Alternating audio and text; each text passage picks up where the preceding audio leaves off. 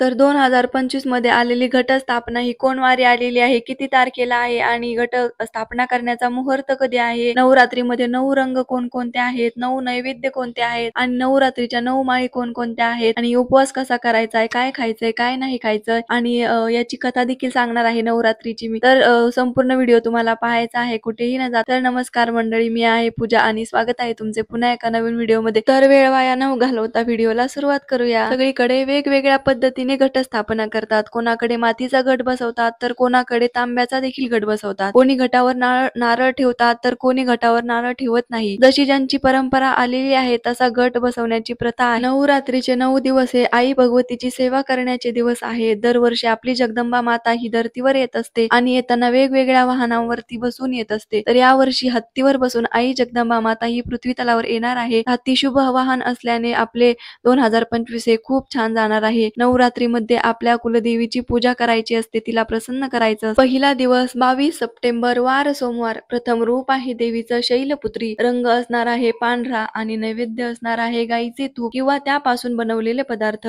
कुठलाही गोड पदार्थ चालेल. पहिली माळ असणार आहे विड्याच्या पानाची आणि शेवंतीची माळ किंवा सोनचाफ्याची माळही तुम्ही अर्पण करू शकता आणि मंत्र आहे देवीचा ओम देवी शैलपुत्रे नमः. शैलपुत्री देवी ही दुर्गा देवी मातेच्या 9 रूपातील पहिलं रूप आहे, जी हिमालयाची कन्या असल्याने पर्वताची कन्या म्हणून ओळखली जाते. नवरात्रीच्या पहिल्या दिवशी तिची पूजा केली जाते. दुसरा दिवस 23 सप्टेंबर वार असणार आहे मंगळवार. द्वितीय रूप आहे देवीचं ब्रह्मचारिणी. रंग असणार आहे लाल आणि नैवेद्य असणार आहे साखर. तर दुसरी माळ असणार आहे गोकर्णाच्या फुलांची किंवा पांढरी फुलेही चालतील. मोगऱ्याची माळ देखील तुम्ही अर्पण करू शकता. देवीचा मंत्र आहे ओम देवी ब्रह्मचारिण्ये नमः. ब्रह्मचारिणी देवी ही दुर्गेचे दुसरे रूप आहे, ज्या रूपाची नवरात्रीच्या दुसऱ्या दिवशी पूजा केली जाते. तिसरा दिवस 24 सप्टेंबर बुधवार आणि 25 सप्टेंबर गुरुवार या दोन्ही दिवशी तृतीया तिथी आलेली आहे, म्हणून आपल्याला 24 सप्टेंबर आणि 25 सप्टेंबरला चंद्रघंटा देवीची पूजा करण्याचा मान मिळालेला आहे, कारण चतुर्थी तिथी ही 25 सप्टेंबरला संध्याकाळी लागणार आहे. तृतीय रूप आहे देवीचं चंद्रघंटा आणि रंग असणार आहे निळा. नैवेद्य असणार आहे देवीचा दूध. तुम्ही दुधाचा नैवेद्य दाखवू शकता आणि नंतर तिसरी माळ आहे तुळशीची, म्हणजे तुळशीच्या पानाची माळ तुम्ही देवीला अर्पण करू शकता. देवीचा मंत्र असणार आहे ओम देवी चंद्रघंटाय नमः. 9 दुर्गांपैकी चंद्रघंटा देवीचं तिसरं रूप आहे. ती शांती शौर्याचे प्रतीक आहे.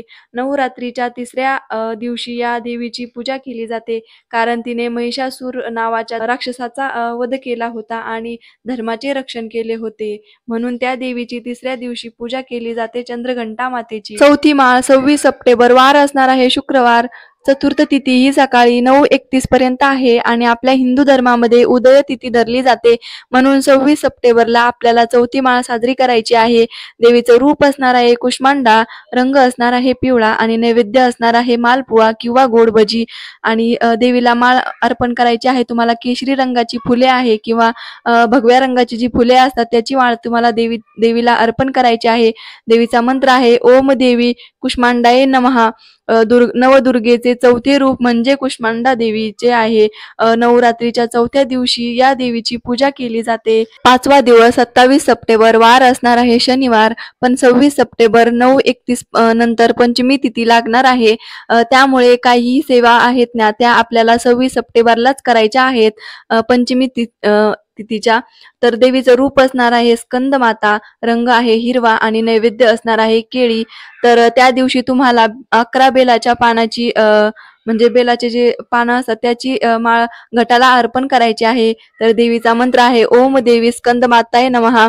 स्कंदमाता ही दुर्गा देवीचं 5वं रूप आहे. या देवीची नवरात्रीच्या 5व्या दिवशी पूजा केली जाते. 6वा दिवस 28 सप्टेंबर वार असणार आहे रविवार. षष्ठी तिथी आहे. रंग असणार आहे राखाडी. देवीचं रूप आहे कात्यायनी आणि मधाचा नैवेद्य तुम्ही दाखवू शकता आणि घटमाळ असणार आहे कर्दळीच्या फुले आहेत ना त्या फुलांची माळ तुम्हाला देवीला अर्पण करायची आहे.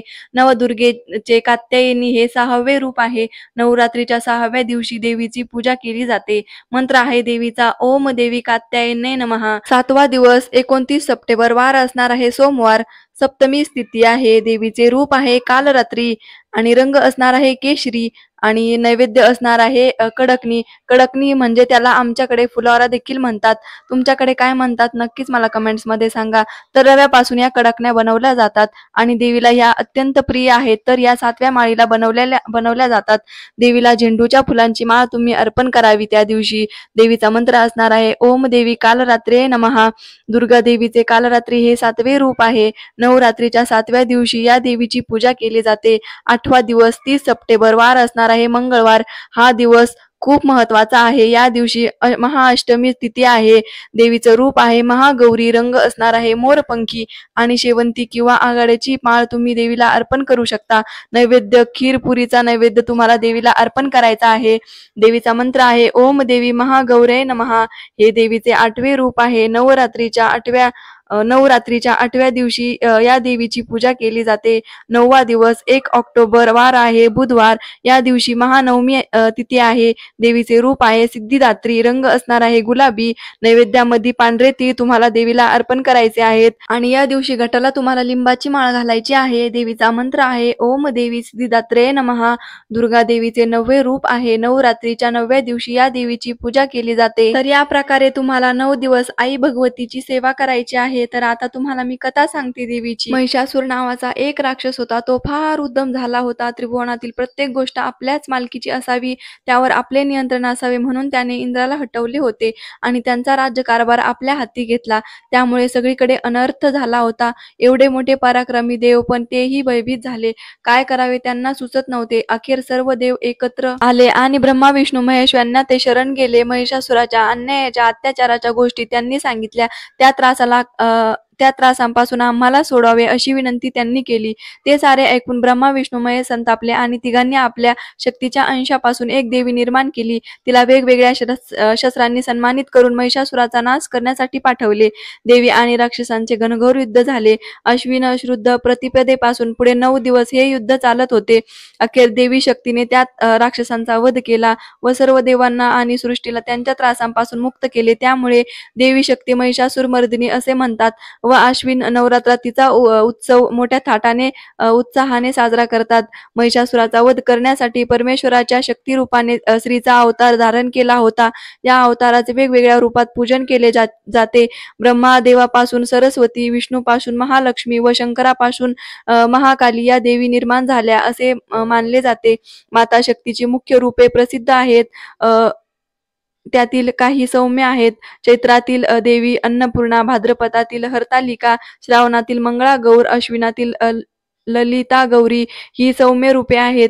ऐश्वर्याची देवी महालक्ष्मी आणि विद्येची ज्ञानाची देवी म्हणजे महासरस्वती ही ती रूपे आहेत. या नवरात्रात देवी युद्ध खेळून थकलेली असते म्हणून 9 दिवस फक्त तिची सेवा करायची असते आणि दसऱ्याला आपल्याला तिच्या दर्शनाला सुद्धा जायचे असते. नवरात्रीत फराळामध्ये सात्विक आहार घ्यायचा आहे. तुम्हाला फळ, दूध, साबुदाणे, बटाटा, राजगिरा, सिंगाडा, रताळे अशा प्रकारे तुम्हाला घ्यायचा आहे. त्यानंतर भगर सुद्धा चालेल पण जास्त प्रमाणात नाही किंवा भगर गरम असते ना त्यामुळे आपल्या शरीराला त्याने त्रास होऊ शकतो. त्यामुळे थोड्या प्रमाणात खाऊ शकता तुम्ही.